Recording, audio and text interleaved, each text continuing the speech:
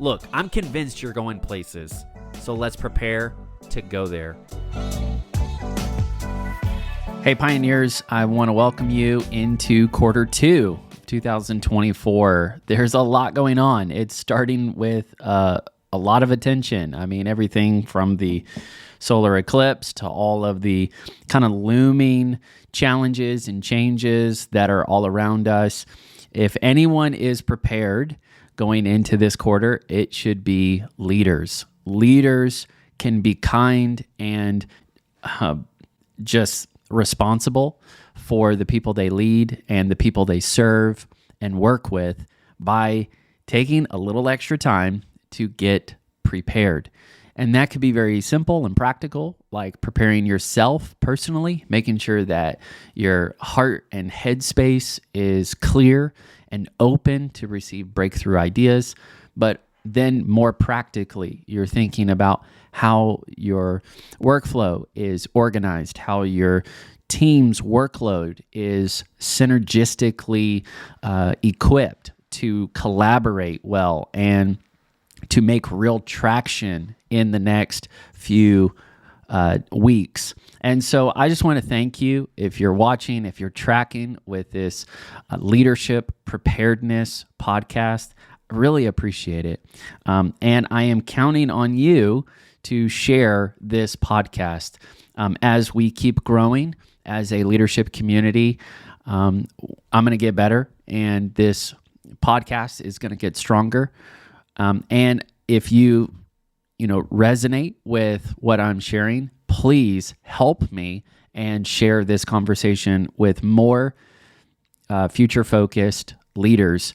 We all need to be preparing and pioneering. So what I wanted to do today is two things. I wanted to help you prepare for quarter 2, and I'm going to give you just a quick run-through of what I do with my faith-based executive coaching. And then I'm going to take the majority of this episode to share a hopeful pioneer perspective.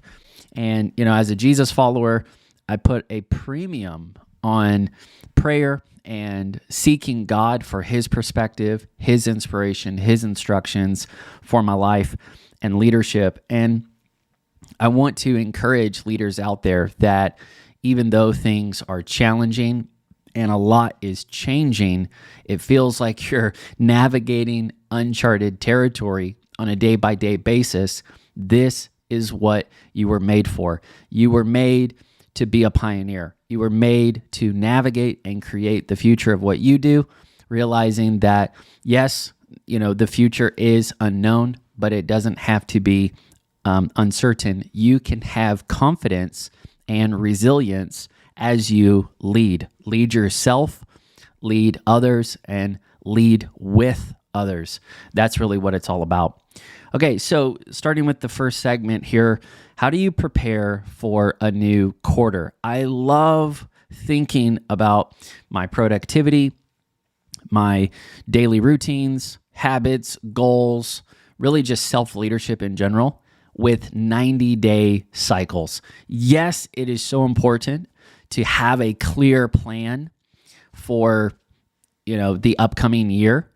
And that is really important in terms of trajectory, but you're going to get the most traction when you are thinking in 90-day sprints. And I just think it's enough time to set a big goal and to, go further faster, but it's not too big that you're getting kind of worn out at the edges. So it creates a good context for urgency. So this is how I would encourage you if I were in a one-on-one conversation, if we're sharing some coffee. This is how I would encourage you to quickly prepare for the next 90 days. Because I get it. You may say, Peter, I don't have time for that. Or you might say, by the time you're watching this episode or listening to this podcast, saying, Peter, it's kind of already passed. Is it too late? And the answer is no. It is never too late to invest in yourself and invest in the way you're going to show up in the future. We all need to slowed down, so that way we're being thoughtful and intentional. And then when we, as the scripture says, don't lead your life foolishly, but with wisdom. One of the translations says, Ephesians 5:16, it says circumspectly, meaning 360, right? Have a 360 view of you, know your surroundings, situational awareness, so that way you're staying personally, internally, spiritually, practically alert. And then when you have that awareness, I'm not talking about self-absorption, I'm talking about self-awareness, which is really one of the practical skill sets to grow in humility. You've got to be honest and grow in humility about where you are and what's going on around you, so that way you can really lean in to the grace that's available to you. So you actually go on a growing journey, and you don't take yourself too seriously, but you just lean into the work at hand. So I get it. This may happen for you at a different time. It may not be exactly Q2, but it is always good to take some time and stay sharp. Sharpen the saw, right? Sharpen the axe, whatever word, picture, metaphor you want to use there. But what I would say as a one-sentence summary for 90-day prep, 90-day planning, reframe whatever you're facing into a clear, compelling future focus. What I want to do is just kind of work through that sentence phrase by phrase and kind of help us. So whatever you're feeling, whatever you're facing, I'm not diminishing it, okay? It's real, it's right in your face, it's probably, uncharted. You're going through uncharted territory right now. The way we lead ourselves and then lead by example is to do the work of reframing the situation with an empathetic and empowering narrative. Now, what I didn't say is that you spin it, where you're just kind of like exaggerating what's happening and you're trying to angle things and manipulate things to tell the story that you want to be told. But what I am saying is, if you do not know how to kind of renew your mind and have that hopeful, humble, hardworking approach, meaning I'm not saying that everything is just happening and being handed to you. I mean, you're willing to lean into the work and the wisdom that is available as you are wayfinding your way through the year. That is so valuable, okay? If you want to go on a leadership journey, it's a series of discoveries and decisions. And as you go on this journey of making discoveries, making decisions, you are growing in that process. You are learning how to go from learned helplessness to proven servant leadership. And you're becoming more and more empowered from the inside out as you go on this transformational journey.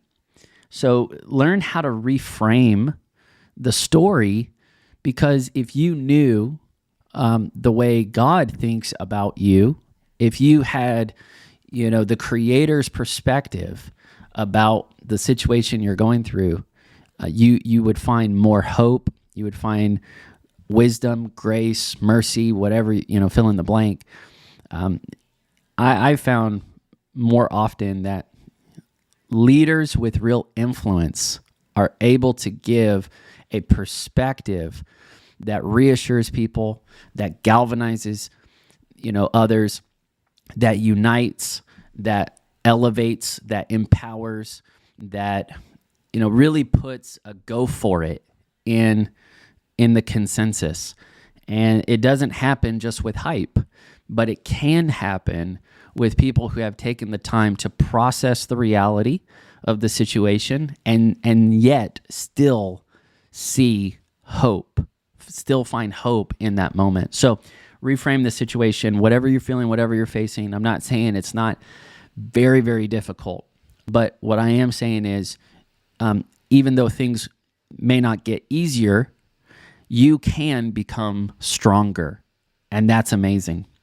Now, from there, we have to reframe what we're feeling and facing into a clear and compelling future focus. And what I mean by that is, we need a vision for our life, and we've got to get clear, and we have to make sure that what we're going after is compelling us to take the action steps to go on that growing journey. So we're actually making the choices and changes that help us not only get through the week, but grow in our leadership journey. Because the more you grow in your leadership journey, the more value you want to give away to other people. So first part is it's got to be clear, right? Whatever you're thinking about has to be clear. And I've found, just in my own experience and now in the faith-based executive coaching that I get to do, a lot of people are cluttered. In fact, before I even get into the real workshop part of executive coaching with, church leaders, business owners, entrepreneurs, solopreneurs, content creators, you name it, there's just a wide field, many fields where pioneering leaders are showing up. But regardless of what field these leaders are showing up in, the first thing I've learned to do is not help them get results, but help them find internal relief, because we're so cluttered. We've got basically this barrage of unfinished business. And if we don't know how to, reconcile with that, and we don't know how to calibrate ourselves into the context that we need to be present in and preparing for, then people just get really just overextended.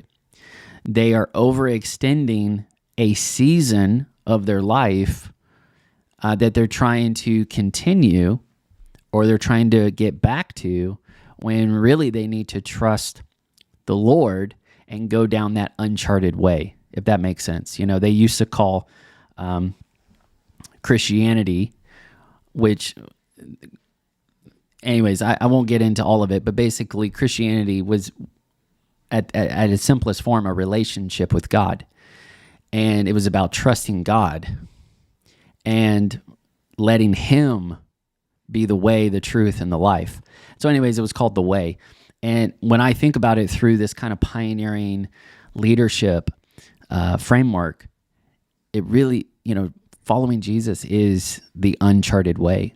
And if you're putting your trust in anything else except Jesus Christ, then you're basically hedging the bet and saying, oh yeah, this is somewhere I've already been. And following Jesus is adventurous. It's going to absolutely take you out of your comfort zone.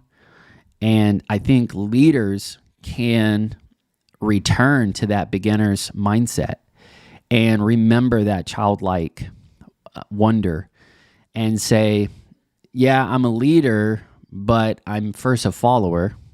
And leadership is simply the willingness to initiate an uncharted chapter. It's the willingness to guide people through that very uncomfortable experience of wayfinding and workshopping a brand new thing that is unique and needed for the community and the context that you're in. So anyways, that's kind of another aside, but the point is you've got to get personal internal relief. You've got to find clarity and closure before you move into a new uncharted chapter. And I mean, this wide open space is waiting on you, called the future or the next now, or the next phase, or whatever you want to call it, a new chapter, a new season, whatever. And this is happening all the time, personally and collectively, where the invitation's there, the horizon is there, but many people, they settle where they are and they're overextending where they've been instead of going on that, pioneering journey into, no, I'm not going to start singing Frozen here, but you probably are. Okay, let me continue. You got to deal with the internal clutter. And I think one of the best ways you can do that is with a journal. I'm really big on getting your thoughts out of your head and being honest and finding the way to your future self. And if you do it just journaling, that's great. But if you add in prayer with that journaling process, it is powerful.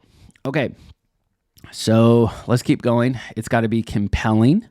So whatever you're focused on, whether it's, you're thinking of 90 days, you're trying to summarize where you've been, strategize where you're going next.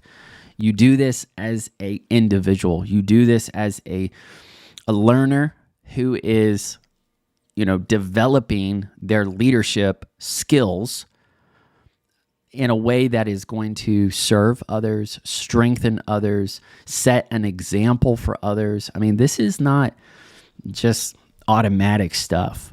We have to be willing to go on that personal journey, I would say even internal journey, and then out of that process, we show up with the mindset and the skill sets that can really make a dent in our field for the better. And we can be an advocate and an ally for the hopeful future in whatever field or context we're leading in. But a lot of leaders, they let basically the stormy oceans of their organizational culture break in and flood their internal, life, and you're drowning in your environment instead of really becoming stronger and keeping that stuff at bay, keeping that stuff on the outside, and letting the internal relief and the internal resolve that you're growing in, letting that keep you above water, letting that elevate you, empower you, and then helping you encourage others. So it's got to be clear what you're going for, and then compelling, because if it doesn't move you, then you're not going to make any moves, and nothing's going to happen in the next 90 days without you making moves, making honest and open intention. It's not about your perfection necessarily. It's about your direction, making sure that the direction that you're going for is really authentic with the longer macro journey that you're on. All right, and then future focus. Which is it? Is it the future, or is it stuff you got to focus on today? And the answer is both. I think we need to find that intersection between macro and micro, between future thinking and, our current focus day by day and even action by action.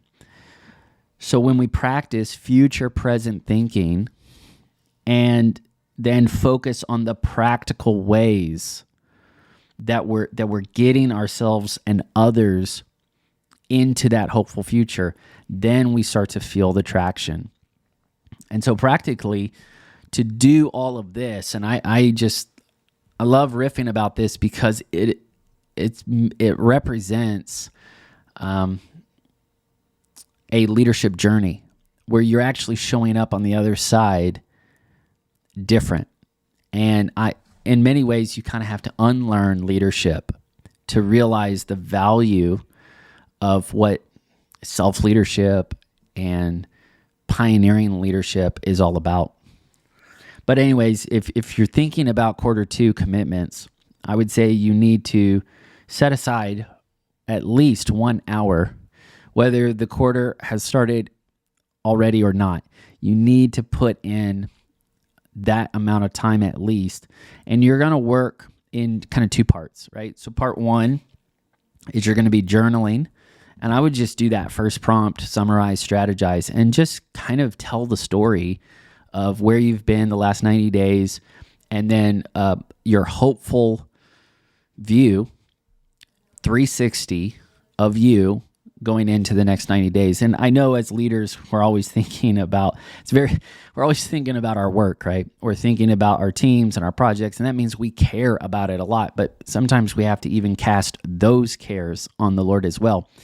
It's not just, cast your cares on the Lord means all the negative things that you're frustrated about, worried about, that you're struggling with. You even have to cast the, quote, good cares on the Lord as well. You have to cast the things that you care deeply about. You're passionate about this, because sometimes those passions can it feels, it may not be real, but it feels like, oh my goodness, this passion is obsessive. And you've got to really keep that in check as well.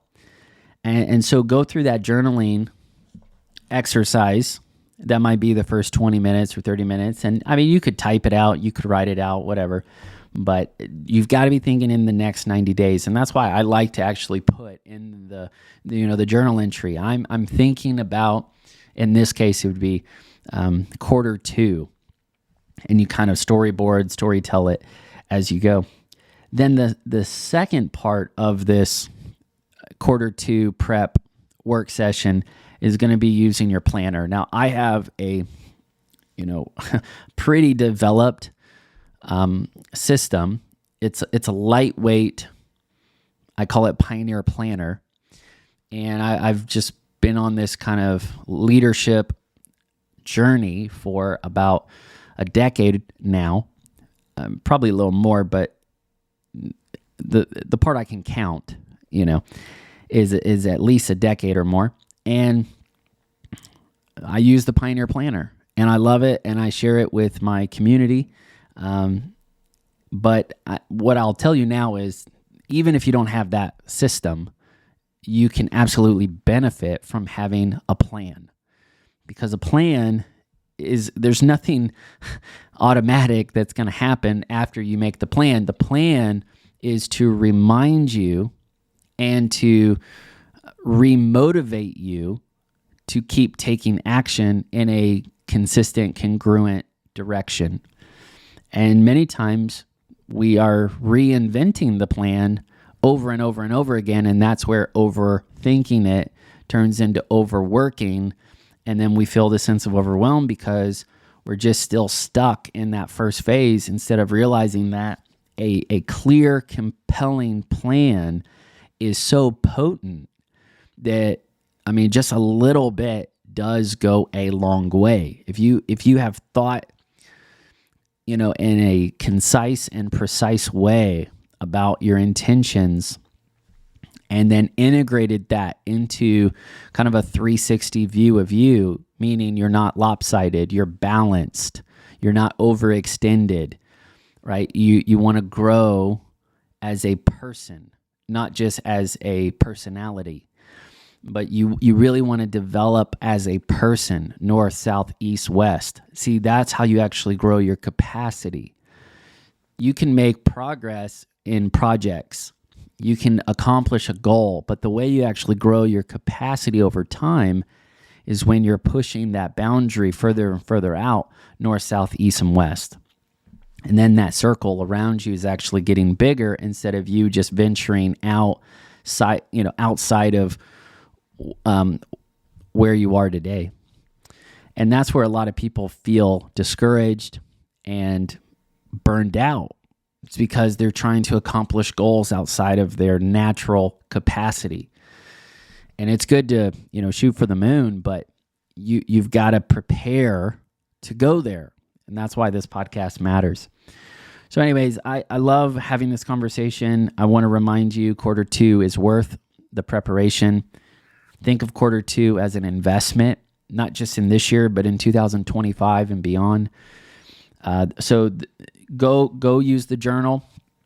I do that analog style, kind of helps me get offline, off limits, kind of disconnect so I can discover, make decisions. Then I go through the planning process. I actually identify, north, south, east, west, what's going on around me, and I implement that and integrate that into the plan in a chronological way. And I have a lot of templates that I use. They're available. They're all available either on peterburchfield.com or in one of the offers that are available on peterburchfield.com. So you can check that out. But the planner is you working on yourself and then eventually your leadership context ahead of time. And I say you always get leverage when you're making decisions at a distance. So pre-decisions really are powerful. And I want you to experience that momentum. But we do need margin to gain momentum. So that's all your first step, your first checkpoint. Before you go any further, make sure that you are getting clear on quarter two. You make it compelling, and then you've framed it up with a future focus. Let's move on to a hopeful pioneer perspective for quarter two. This is going to be a little different for me and for the podcast. I love to encourage leaders, and one of the things that encourages me the most is when I'm gaining perspective from the Lord, and that comes from both the Bible, but also just spending time with Jesus. So the pioneer perspective for quarter two is fresh winds for new fields. Now, I'm not going to imply that I'm going to have, all these predictable installments. I can't predict that I'm going to every third Monday you're going to see, a new perspective. It's more just kind of like as we go, and I think it's important just to be both sensitive to the way that actually happens, and then just being sensible, that realizing that, even though we have a calendar that creates structure for us, which is so important because strategy helps you win, structure helps you work, but I don't think we should force it, if that makes sense. So I needed encouragement. I needed clarity at this point in the year. And so that's how this kind of pressed me in. And so I was,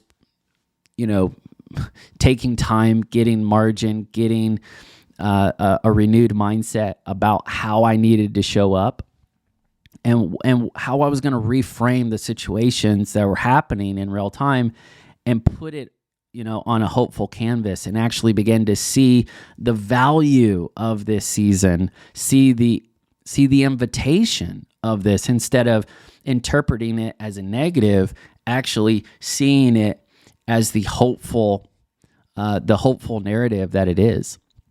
It's like the old story. You've probably seen it. There were two salesmen. They both sold shoes. And so they went into a new place, a new market that was kind of rural. And I don't even know the context of this, but being a pastor's kid, you hear stories all the time. And some of them are just anecdotes, and some of them are real stories, and some of them are exaggerated stories. And so I don't really know how to source this, but it'll still get the point across. So two salespeople, I guess, whatever. They go in and they go into this new market, this rural market, and the people there, they don't have shoes. And so they write letters back to their manufacturers, their HQs, and the first person says, "Bad news, nobody wears shoes. I'm coming back, mission failed." The other sales rep writes back to their HQ and says, "Great news, nobody wears shoes. We're going to sell shoes to all of them." And so that's a really simple, silly way to say, pioneering leaders are the ones that are gaining and giving that empowering perspective that really give us context to put on that courage and to go for it again and again. And nothing is more motivational than being on a sports team and hearing your coach rally you, at the end of the game when the pressure's on and the clock is going down, and they somehow reframe the situation and they rally people to take positive, united action. That's amazing. And it is a gift, but it really is a skill set that I think if you want to grow in your leadership, you got to do this personally. And then you'll become the proof of concept for your team, your community, your company, your network, your leadership context. So the big idea is I want to encourage you and let you know that there really are fresh winds for new fields. When I mean, I'm going to talk about those two parts, fresh wind and then new fields. So fresh wind, I want to use this word picture of a sailboat. And now is not the time to drop your anchor, but to pull up your anchor again. You've got to learn how to discern where you need to be to engage with your future. I like to think of it as the future frontier, right? And so there are places and seasons and context. There are projects. There are relationships, communities. We can call them different things, but I'll simplify it just to say there's a field that you need to go and find in order to inherit and or pioneer the future. And sometimes you have to go on a journey to go find that field. Other times you've been, put in this amazing opportunity, this amazing position, and you have to see the value of it, even though it might look kind of overgrown and hairy, scary, and wild and kind of daunting. And you still have to step up and show up and say, no, we can cultivate something here. So I'm not saying that your field requires a geographical shift. It may, but it doesn't have to. And so regardless, we need fresh wind to motivate us. We need fresh wind to lift our spirits, to lift our attitude, to give us that empathetic and empowering perspective again. And there are going to be plenty of reasons, if we're using the sailboat metaphor, to drop our anchors, to say, no, we need to hold steady. We need to stay put. This is it. And it comes from a good place. I mean, it's well-intentioned, absolutely, but it may just be missing the moment that there is a fresh wind blowing. And if you're in a sailboat, it's all about catching the wind. So the reality is that where you are right now may not be a good fit for your future. I want you to think about that. As nice as it is where you are, as good as it is where you are, and I'm not saying just geographically, but I mean just the season of life you're in and the way you're showing up as a person and as a leader. We always need to get that invitation to keep going and keep growing personally. We should be leveling up, not just doubling down. We should be unlearning and discovering what's possible and having renewed hope and contagious, vision to believe, really believe that the best is still in front of us. And that's easier said than done, but that is the journey, that adventurous, generous journey that I believe leaders are going on right now. So the sailboat metaphor is really helpful to say, okay, am I going to drop my anchors or am I going to pull my anchors up? And I'm going to get back to that in just a second. Let's move on to the other word picture, which is new fields. New fields, just using this pioneer metaphor of going on a journey, discovering, exploring, and finding your future self. I believe that you've got to get to the field where you can find yourself in the future. And there are things that are waiting on you in your unique field of leadership. In other words, you can't just show up as an apathetic person in order to inherit and pioneer this hopeful future, or a scared, timid person, or a double-minded person, or just kind of a drifter, or only just driven in an excessive and unhealthy way. You're going to have to integrate all of your experiences into real transformation, so that way it gets translated into practical action steps that take you further faster than you thought possible. So what's waiting on you in your field?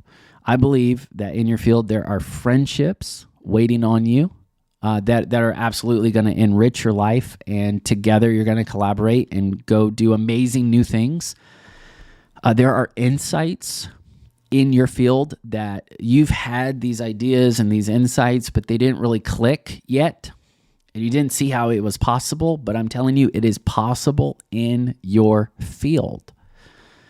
When you get in your field of work, your field of leadership, meaning you've been working on yourself instead of waiting on others, and you've been growing incrementally yet intentionally, now you arrive at this place in your life where all of your shared experiences are culminating into expertise. Now you have value and you have a skill set to offer others. That's an amazing thing, and it's possible when you find your field of leadership. Where are you going to lead?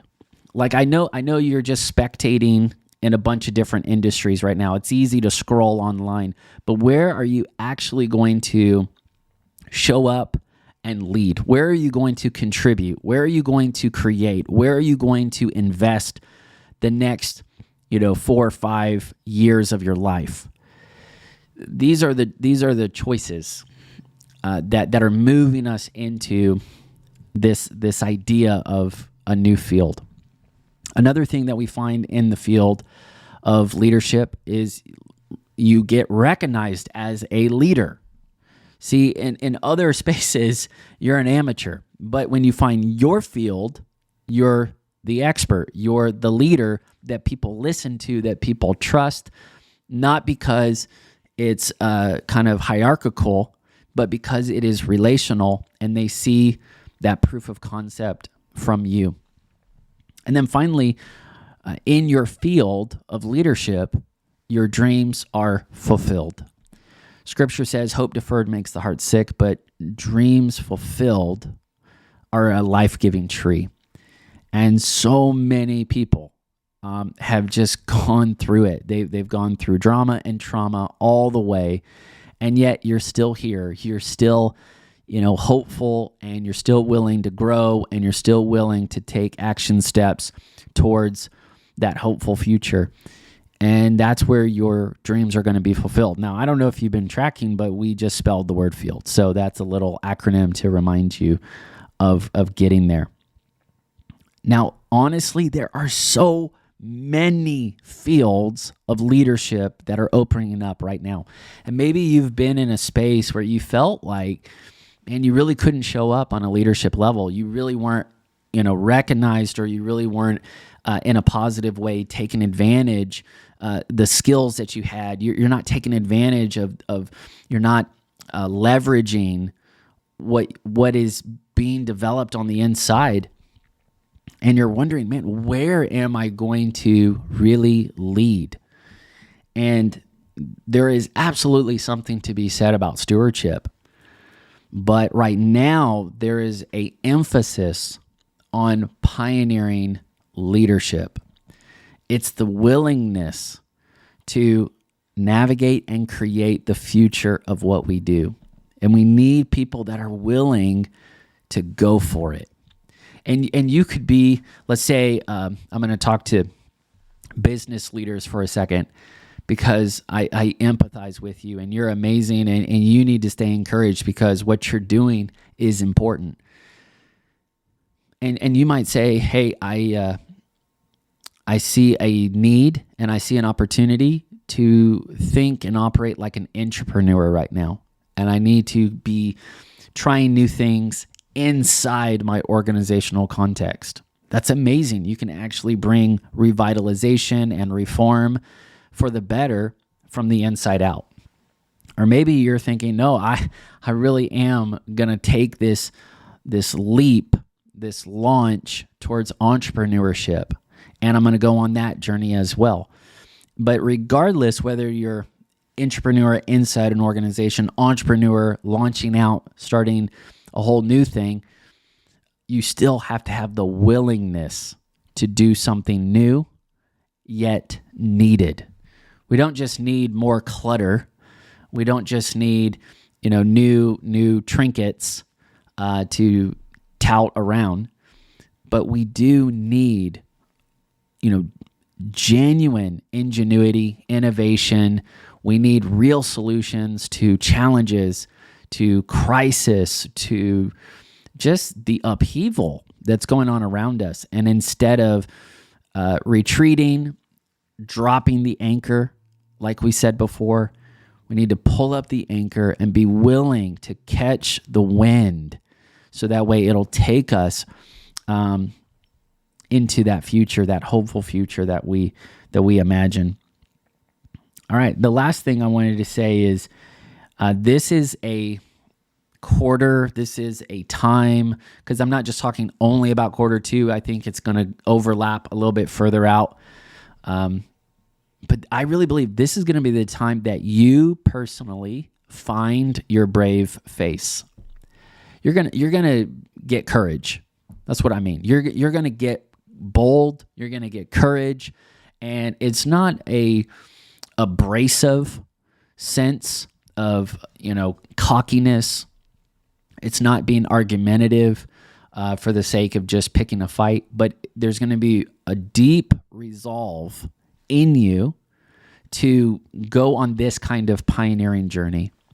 There's going to be a willingness to grow in confidence and competence in order to achieve that vision that you believe is so important. And you're going to have to find your brave face. I hope that phrase makes sense and is encouraging. I mean it in a positive way.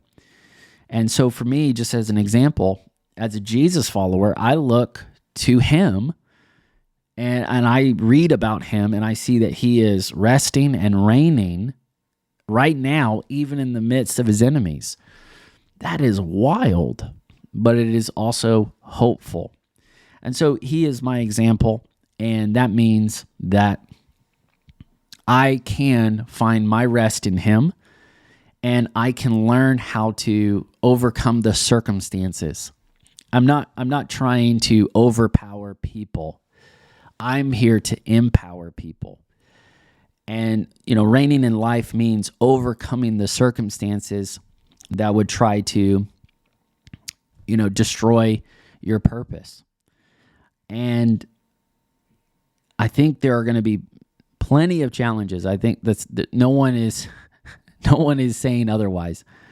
But the way we show up really matters. And I think pioneering leaders are going to be very valuable to their communities and their networks, because they are going to be the ones who have gone on this wilderness workshop, and they are the ones who can personally, practically show others how to show up with a brave face on. And a brave face is not this, hurt, wounded, hateful face. A brave face is, I believe,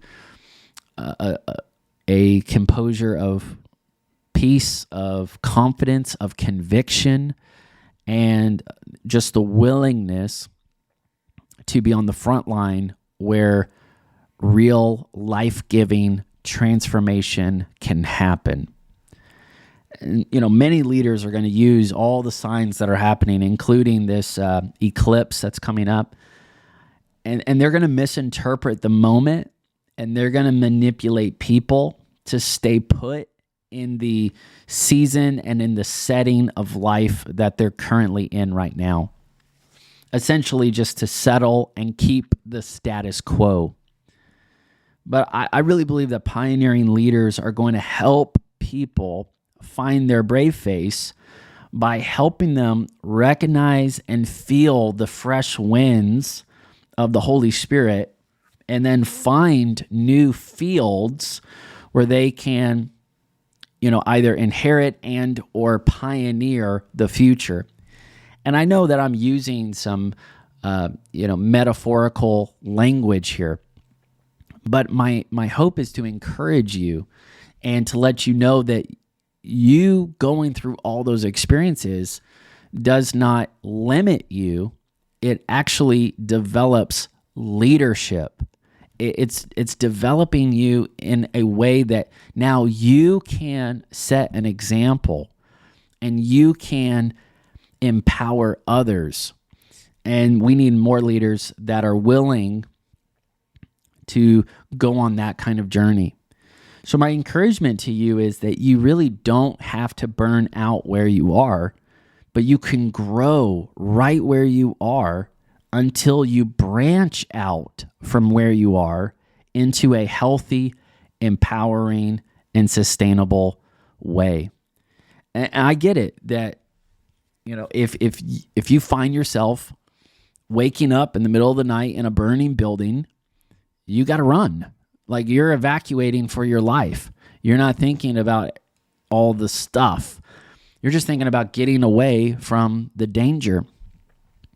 And if you're finding yourself in a really harmful, unhealthy situation, yeah, you got to get out of it. But I have a hunch that that's not the case for every person. That's not the situation really for for everyone who's listening to this, because there really are some case studies where you're waiting on some sort of escape, some sort of exit strategy, but actually you're learning that you can grow right where you are, that you're not limited by the situation around you, but you're actually going on this very empowering and healing process. And eventually you're going to have, the proof of concept for others. So I just want to encourage you that it can happen in different ways. And maybe you've already fixed this kind of mental picture of what success looks like or what needs to happen. And actually, you need to keep working on yourself, and you need to keep going on a leadership journey, and you need to do what you can when you can, and believe that all of those steps are taking you into your future.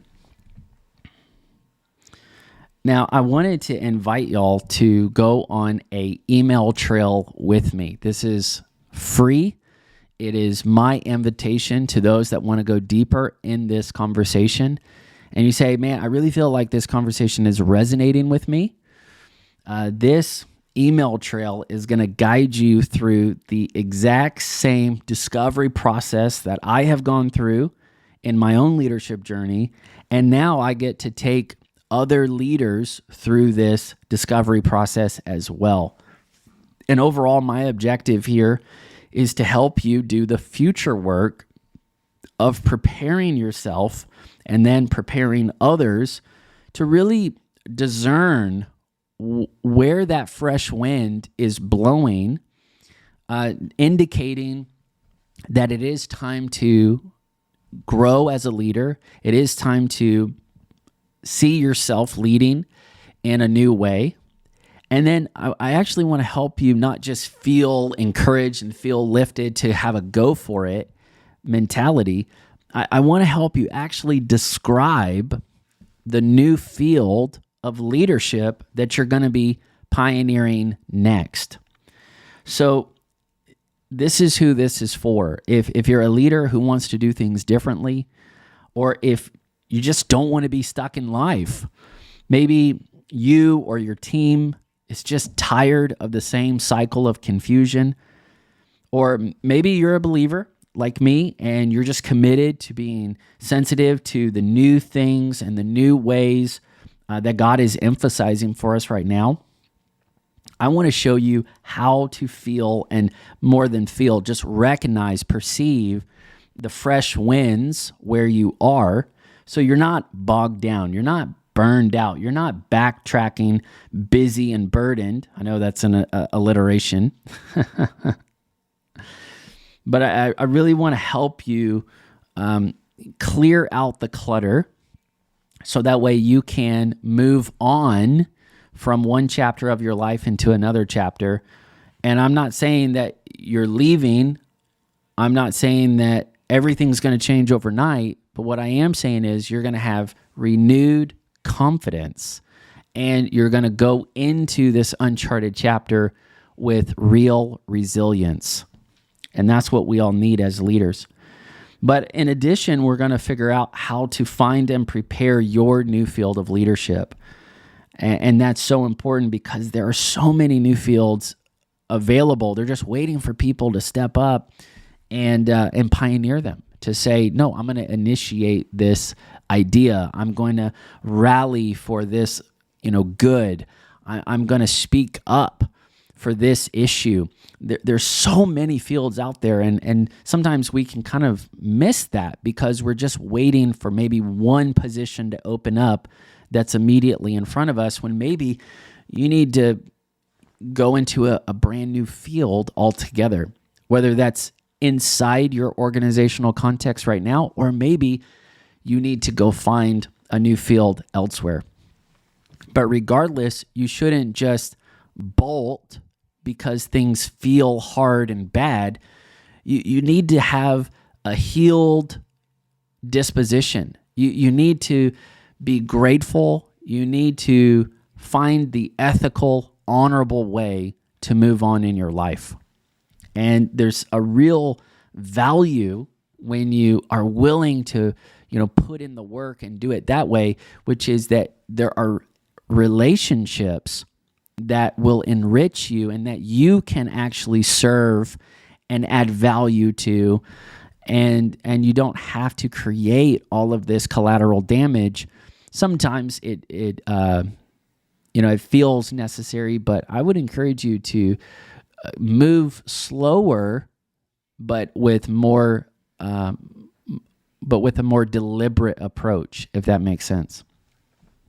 And then finally, I'm going to help you figure out how to lead and empower others with a brave face. And that just means that you're going to get encouraged, and then you're going to encourage others.